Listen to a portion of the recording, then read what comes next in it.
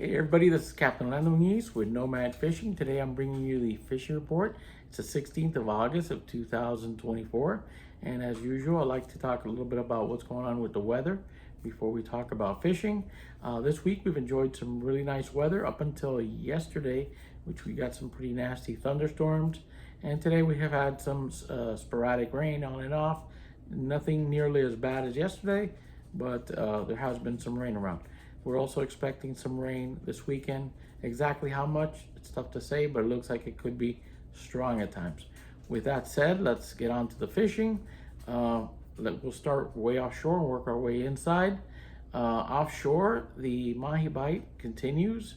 There's been a lot of throwback fish with some keepers mixed in. Not a lot of really large fish out there, but it's been okay.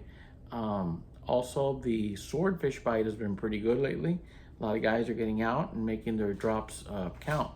The next 3 months should be pretty good as far as the sword fishing goes. Traditionally, September, October are really good months for swordfish, both nighttime and the daytime with the electric reels. So if you haven't done that, you can try that. Now's the time. Also, as we get closer to the full moon, you're gonna see a spike in the number of wahoo that are being caught. And that happens every year around this time. Same thing, August, September, October, even July. Around the full moon, you'll see those wahoo being caught, mostly along the edge, on planers, using spoons or strips or high-speed lures. The key is to get out there early at daybreak. That's usually when you get the most bites. Another thing that's going on recently is the cubero snapper fishing. Although most guys, some guys got out in July after the mini season. They used the lobsters they caught and capitalized on the cuberos. I know a couple guys that went out a night or two ago and they had a couple fish, but nothing crazy. It looks like the bite was not as good on this full moon. I'm not sure exactly how many days we have to the full. It's probably a couple more days, but they usually bite 2 or 3 days before the full moon. As you know, they like to eat the live lobsters, live blue crabs, or large bait fish, whatever you have. Continuing, as moving on into the reef, the yellowtail bite has been pretty good from Miami all the way down south. It tends to get better as you go further south. Fish also tend to get a little bigger.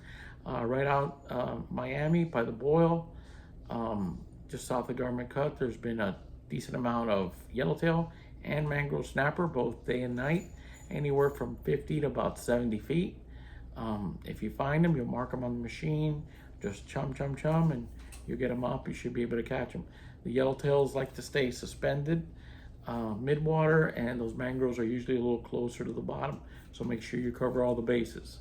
Also, inside, there's been a few kings, mostly deep, so if you're fishing deep baits, you might get some kingfish. There's not a ton of them, but there are some. There have been also a few caught on the guys trolling the planers with the strips or with the spoons.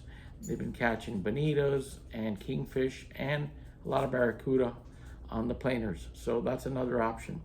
If you like fishing inshore, there's always some tarpon and snook around the bridges this time of the year. You can catch them on shrimp, even though the shrimp tend to be small this time of year. If you can get some mullet, that works too. Maybe pinfish. It just depends on where you're fishing and what they're eating at the time. Well, guys, with that, I'll let you go until next week when I bring you the next fishing report. Tight lines.